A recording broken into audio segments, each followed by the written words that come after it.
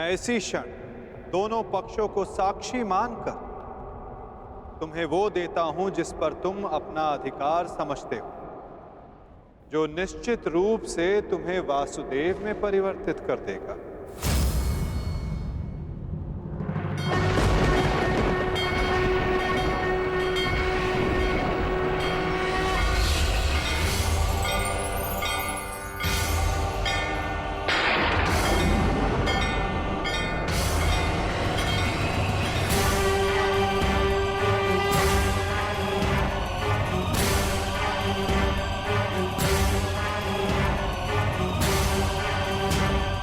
ये लो पौंड्रक, वो अस्त्र जिसका वास्तविक वासुदेव के पास होना अनिवार्य है।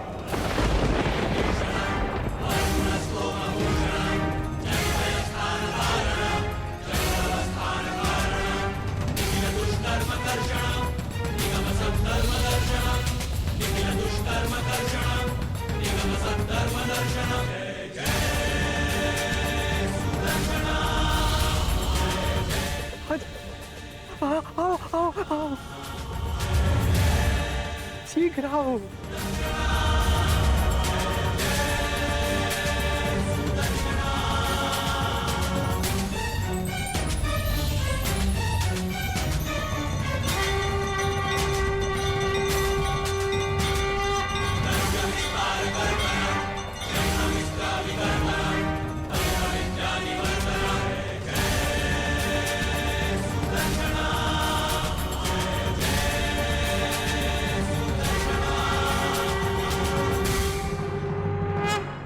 अंततः वो समय आ गया जिसकी मुझे बरसों से प्रतीक्षा थी। मुझे मेरा सुदर्शन चक्र मिल गया मुझे मेरा सुदर्शन चक्र। अब मुझे परास्त कोई नहीं कर सकता, क्योंकि मैं अब सर्वशक्तिशाली हूं। मैं वासुदेवा।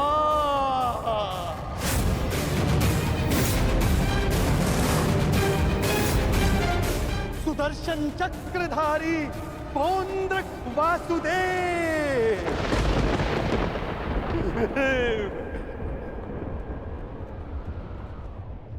अब समझा मूर्ख सूत पुत्र कि वास्तविक वासुदेव कौन है?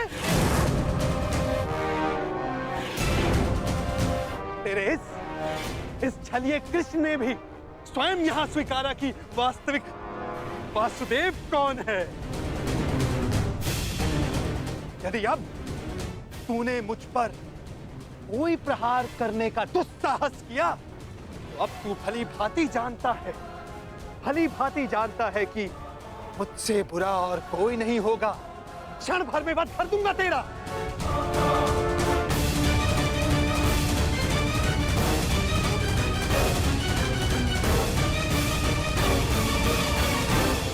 और तुम पांडु पुत्रों, अब तुम देख रहे हो ना कि सुदर्शन चक्र अब किसके हाथों में है?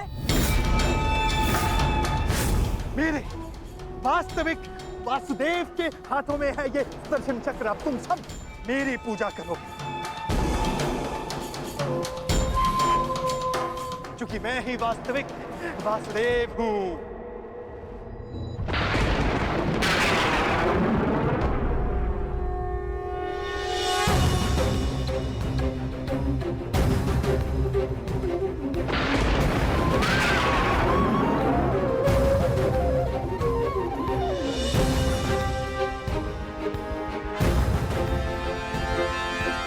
चक्र का भार क्यों बढ़ता जा रहा है?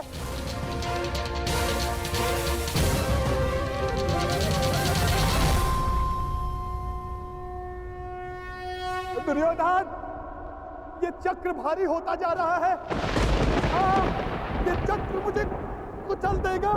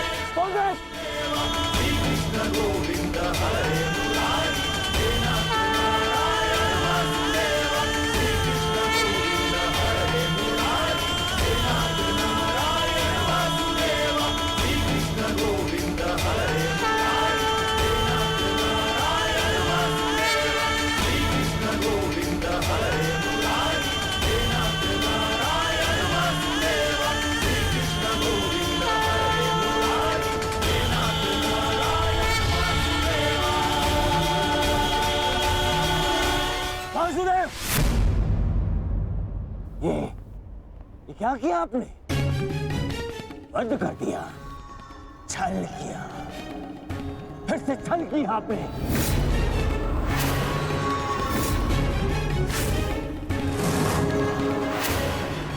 ये उचित नहीं किया आपने वासुदेव, नहीं किया उचित। शांत दुर्योधन।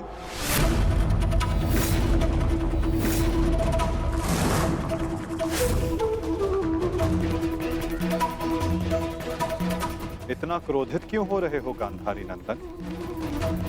मैंने तो तुम्हारे मित्र को वो दिया जो वो मुझसे मांग रहा था। अब वो उसका भार नहीं सह पाया, ये मेरा दोष नहीं। औंद्रक ने अपनी मृत्यु का आवाहन स्वयं किया था दुर्योधन, और इसके लिए तुम्हें आक्रोश में आने की कोई आवश्यकता नहीं। क्रोध नहीं आएगा, क्रोध आना आवश्यक है। तुम्हें देखकर, इन पांडवों को देखकर, तुम्हारा छल देखकर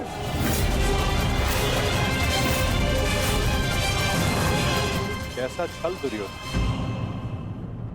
तुम्हारा मित्र पौंद्रक मेरा वेश धारण करता रहा, वो मेरी शक्ति, मुझे मिले सम्मान से आकर्षित हुआ।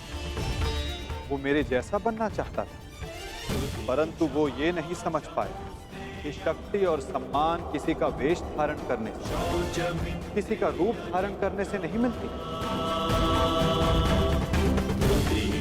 शक्ति और सम्मान मिलता है परिश्रम से, कर्मों से। यदि लौह को सुनहरे रंग से पोत दिया जाए तो उससे आभूषण नहीं बनते दुर्योधन। स्वर्ण बनने के लिए कड़ी अग्नि परीक्षा देनी होती है, कसौटी पर खरा उतरना पड़ता है दुर्योधन। और तुम्हारा मित्र सुदर्शन चक्र की कसौटी पर खरा नहीं उतर पाया, और अंततः उसने अपना नाश कर लिया। तुम्हारी हानि पर मुझे खेद है दुर्योधन, परंतु पौंद्रक के अंत पर नहीं, क्योंकि उसके कर्मों का फल ही यही है।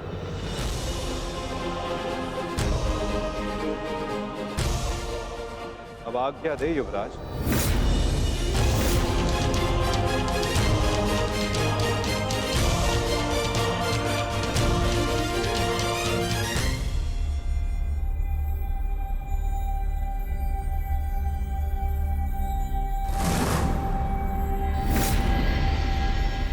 कल युद्ध के नियम निर्धारित किए जाएंगे गांधार राज। जब युद्ध क्रीड़ा में नियम निर्धारित किए जा रहे थे तब वहां मैं उपस्थित नहीं था, परंतु इस बार उत्सुक हूं ये जानने के लिए कि इस युद्ध में अपनी विजय के लिए आप क्या नियम बनाएंगे गांधार राज।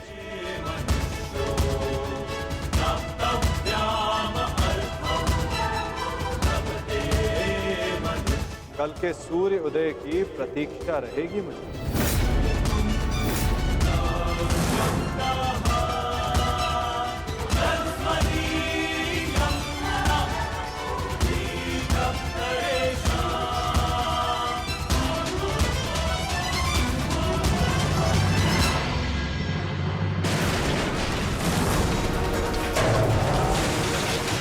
क्या हो गया? ये क्या कर रहे हो तुम? हाँ, देखो देखो दुर्योधन, देखो। नहीं दुर्योधन।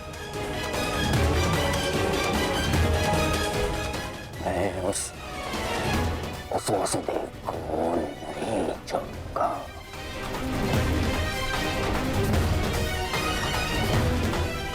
ना दुर्योधन, पांडवों को नहीं छोड़ूंगा।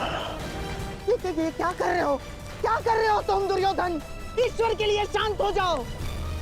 देखो कुछ नहीं होगा, मैं बता रहा हूँ, विश्वास रखो मुझ पर।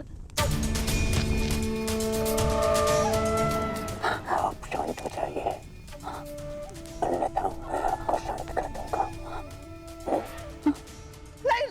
नहीं, देखो दुर्योधन। हाँ, शांत हो जाओ दुर्योधन। देखो तनिक सोचो, पौंड्रक के जाने से हमें कोई हानि नहीं पहुंची है, कोई हानि नहीं पहुंची है दुर्योधन। इस संसार में हर कोई अपना एक प्रयोजन लेकर आता है और पौंड्रक ने भी यही किया। पौंड्रक का केवल एक ही प्रयोजन था कि वो मद्रराज शल्य को भ्रमित कर दे, और पौंड्रक ने अपने जीवन का प्रयोजन सिद्ध कर दिया है दुर्योधन। अब हमारे पास 11 अक्षौणी सेना है और पांडवों के पास केवल 7 दुर्योधन, केवल 7। अब ये विलाप का समय नहीं है, उत्सव का समय है, उत्सव का। उत्सव मनाओ। वो तो ठीक है मामाश्री, परंतु मैं उस वासुदेव का कौतुक भुला नहीं पा रहा हूं।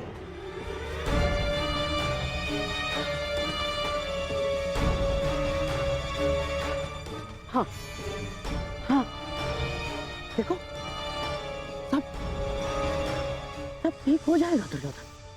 हाँ, तुम बैठो बैठो बैठो।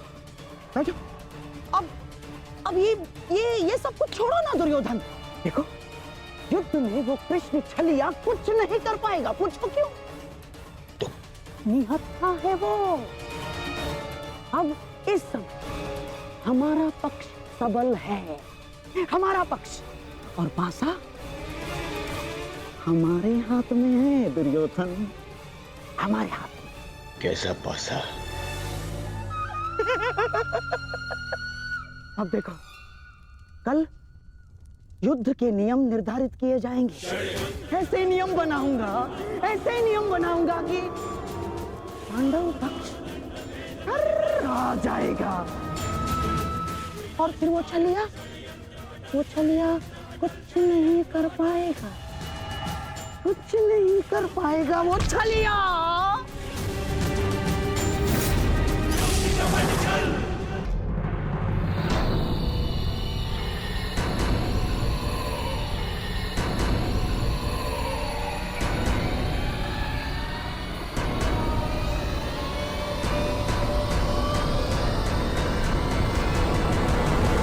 तो सभा में उपस्थित सभी महायोद्धाओं को शकुनी का प्रणिपात स्वीकार हो। जैसे कि हम सब जानते हैं कि हम सभी एक महायुद्ध में भाग लेने जा रहे हैं, परंतु बड़े खेद के साथ एक बात सूचित करना चाहूंगा इस सभा में। जैसे कि हम अर्थात कौरवों पर हमेशा से, सदा से लांछन लगते आ रहे हैं, आरोप लगते आ रहे हैं कि हम छल करते हैं, हम कुचक्र करते हैं, हम षड्यंत्र रचते हैं, है ना वासुदेव? चाहे वो युद्ध हो या द्यूत। इसीलिए आपके मन से वो भ्रम निकालने के लिए इस खुली सभा का आवाहन किया गया है। तो वासुदेव, क्या आपकी अनुमति है? एक चतुर गुरु जब गुरुकुल से कुछ समय के लिए बाहर जाए तो वो आश्रम के सबसे योग्य शिष्य को उसका उत्तरदायित्व कभी नहीं देता। वो आश्रम के सबसे नटखट शिष्य को ही इसका उत्तरदायित्व सौंपता है। क्योंकि जब बिलाव को माखन की रखवाली के लिए स्वयं बिठा दिया जाए तो किसका साहस कि वो माखन चुरा सके। अर्थात आपको भी अनुमति अवश्य है गांधार राज।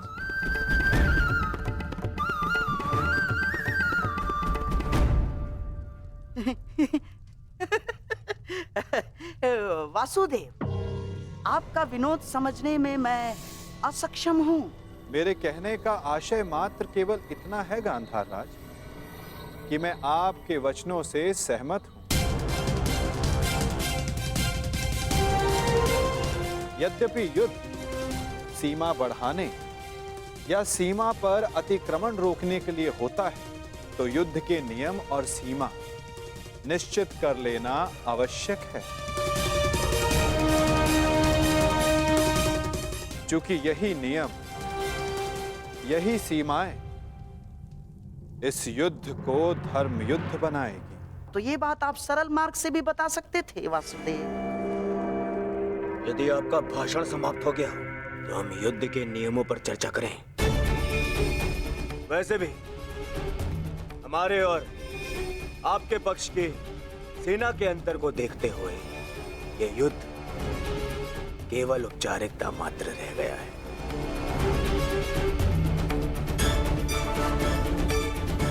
नियम बने या ना बने, हमारी विजय निश्चित है।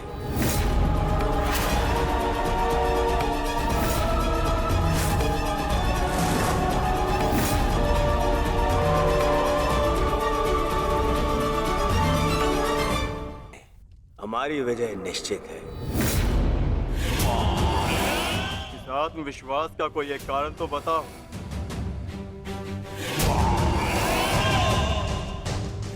था दुर्योधन?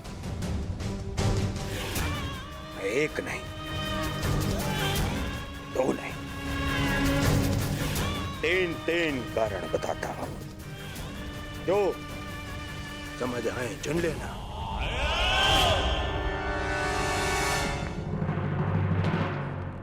पहला कारण, पितामह भीष्म, जिन्हें इच्छा मृत्यु का वरदान है।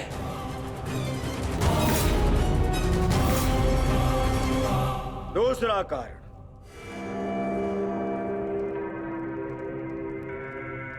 आचार्य द्रोण, जिन्होंने तुम पांडवों को शस्त्र संधान की शिक्षा दी।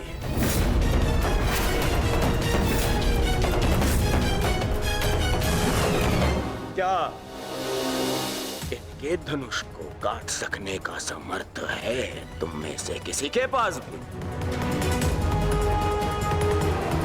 इनका समर्थन भी मेरे पास में। तीसरा कारण,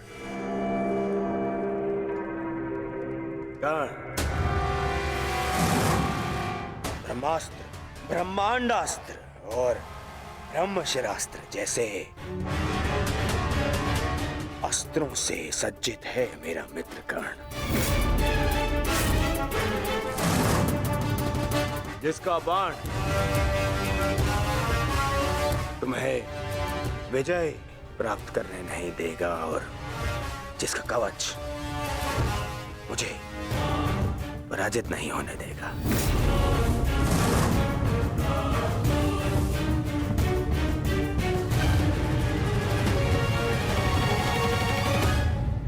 इसके अतिरिक्त मामा शकुनी, जिनकी कूटनीति का तोड़ तुम में से किसी के पास नहीं है। हाँ मामा श्री,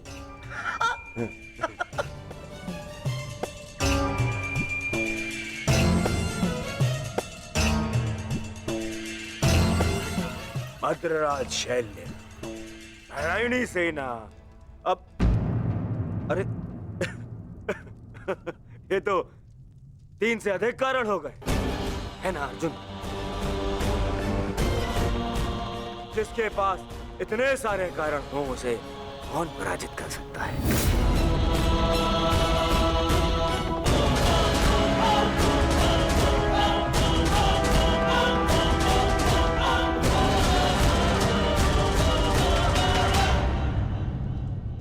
विजय और पराजय का निर्णय तो युद्ध के अंतिम दिन होगा हस्तिनापुर युवराज। नियम तो केवल युद्ध का मार्गदर्शन करते हैं। अंत में कौन कितनी सीमा में रहता है और किसे सीमा तोड़ने का दंड मिलेगा, ये तो समय ही बताएगा।